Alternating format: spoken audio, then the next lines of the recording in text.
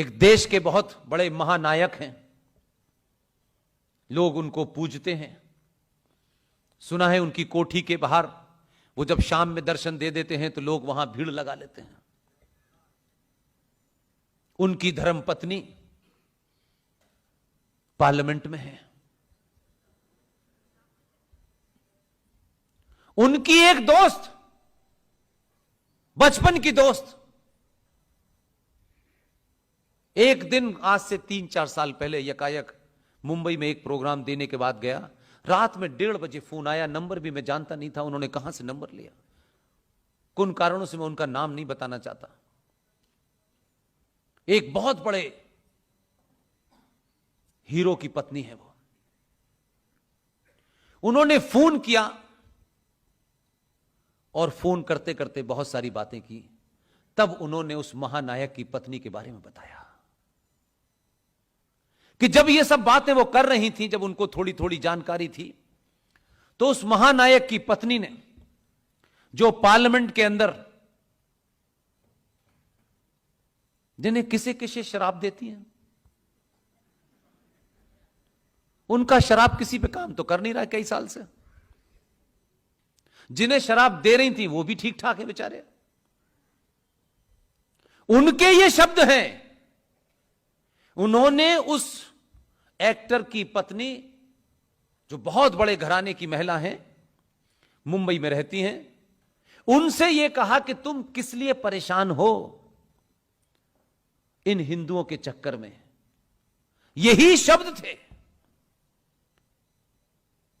जब कुछ होगा इन पागलों को मरने दो, हमारे बाहर पूरे पूरे फार्म हाउस हैं, हम चले जाएंगे, हम क्यों लड़े इनके लिए। वो पार्लियामेंट में है। ऐसे लोग हैं। इसलिए मेरी आपसे विनती है कि उनको पता चल गया, जिस दिन से उनको पता है, मैं नहीं समझता कि मुझ जैसे आदमी को वो फोन भी क्यों करें, लेकिन उनको यह लगता है शायद ये कुछ कर रहा है, हम इसको कुछ कहें। जितनी ताकत मुझे दे सकती है वो देती है। इसलिए कि उनको समझ आ गया है कि हो क्या रहा है, क्योंकि उन्होंने अपने मोहल्ले में, जहां कभी कोई टोपी वाला नहीं रहता था, विपिन रावत की मौत के बाद श्रद्धांजलि सभा रखी, विपिन रावत की तस्वीर लगाई। क्योंकि उनके पति ने जब यह घर बनाया था तब वहां कोई ऐसा नहीं रहता था। उन लोगों की बदमाशी और गुंडागर्दी देखिए कि उनको मालूम था कि यह महिला राष्ट्रवादी विचार रखती है। विपिन रावत की तस्वीर उठा के फेंक दी और उन्होंने श्रद्धांजलि सभा नहीं होने दी। 1 घंटे तक रोई टेलीफोन पे मेरे साथ। मैं उनका क्या कर सकता था। यह स्थिति बॉम्बे में उन लोगों के पास तक आ गई है जो ये समझते हैं कि हम चले जाएंगे। दुनिया में कहीं इतनी जगह नहीं है कि 90 करोड़ लोगों को कोई जगह देते, और भागना उपाय नहीं है। यह भागने की बीमारी बड़े लंबे समय से है। जो लोग अपनी जमीन को छोड़ देते हैं वो अपनी मां को छोड़ देते हैं। जमीन सिर्फ जमीन नहीं होती, उसका दर्जा मां की तरह होता है। इसलिए हमारे 5 तत्वों में पृथ्वी के प्रति भी हम सुबह उठ के अपना सर पृथ्वी से लगाते हैं। उसकी एक महत्वता है। यह जमीन नहीं है कि जिस पे आपने एक मकान खड़ा कर दिया, बहुत सारी चीजें उस पर रख ली और यह जमीन की सिर्फ इतनी महत्ता। यही पृथ्वी आपको जीवन जीने के लिए चीजें देती है। आप इसे छोड़ के भाग जाना चाहते हैं और फिर कहां जाके मुंह छुपाएंगे? क्या अपनी अपनी नस्लों को बताएंगे कि हमारे पास पैसा था, रुपया था, सब कुछ था, लेकिन हमने कुछ भी ट्राई नहीं किया। जो लड़ रहे थे उनके साथ भी खड़ा होना हमने गवारा नहीं समझा। हमको लगा कि ये तो बेकार की चीज है, हमें क्या करना है। 2-4 1-8% लोग हो सकते हैं चले जाएं, सब नहीं जा पाएंगे। कम से कम हम तो नहीं जाने वाले।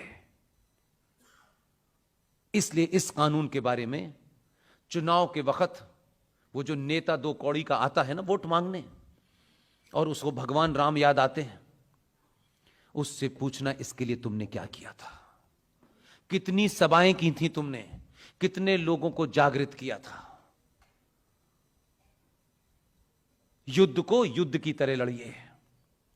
युद्ध में कुछ भी अपना पराया नहीं होता।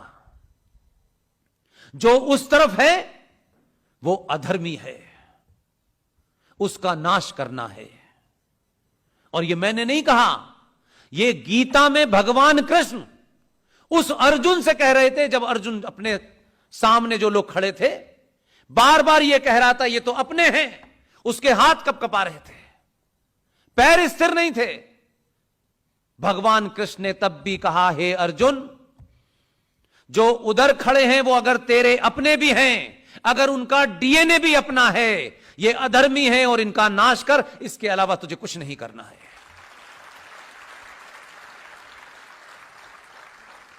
इसलिए जो भारत राष्ट्र के खिलाफ हैं, भारत राष्ट्र को खत्म करना चाहते हैं, वो अपने हैं पराये हैं, ये महत्व नहीं है। इस युद्ध में हर आदमी को भगवान कृष्ण और अर्जुन बनना पड़ेगा। आप नहीं बनेंगे तो सदियां आपको, आपकी आने वाली नस्लें अगर इस दुनिया के किसी कोने में जीवित रहेंगी तो यही कहेंगे कि हमारे पूर्वज कायर और डरपोक थे, और इस वजह से वो आपका नाम भी अपने आगे नहीं लगाएंगे, शर्माएंगे अपने बाप और नाना का नाम लेने से। इसलिए आज मुझे और आपको इतिहास ने एक क्षण दिया है, एक लम्हा दिया है। यह बात सुबह भी मैंने बोली थी। 47 में हम नहीं थे, 46 में हम नहीं थे, हमने सुभाष को नहीं देखा, हमने पटेल को नहीं देखा, पार्लियामेंट में क्या क्या हुआ हमने नहीं देखा, कैसे हम इस स्थिति में पहुंचे हमें नहीं पता। लेकिन जब पता चलता है, हम उनके बारे में चिल्ला चिल्ला के अच्छा और बुरा बोलते हैं। अच्छा बोलने वालों के वारिस भी आज मौजूद नहीं है, जीवित नहीं है। लेकिन अगर कहीं कोई होगा भी तो भी उसको इस बात से ताकत मिलेगी कि आज भी पंडित ओंकार नाथ ठाकुर के वंशज दुनिया के किसी कोने में होंगे तो पुष्पेंद्र नाम की चीज याद रखें न रखें, लेकिन वो कहेंगे कि हमारे पूर्वज ने जो काम किया था आज उसको जगह जगह बताया जा रहा है। इतने भर से वो खुश हो जाएंगे। वो पद्मश्री और पद्म विभूषण लेने नहीं आने वाले, उनको नहीं चाहिए। सुभाष चंद्र बोस को भी पद्म भारत रत्न घोषित किया गया था, उनके परिवार के लोग नहीं आए। यह भी एक ताकत है। सुभाष चंद्र बोस को भारत रत्न की जरूरत नहीं थी, भारत रत्न को सुभाष की जरूरत थी।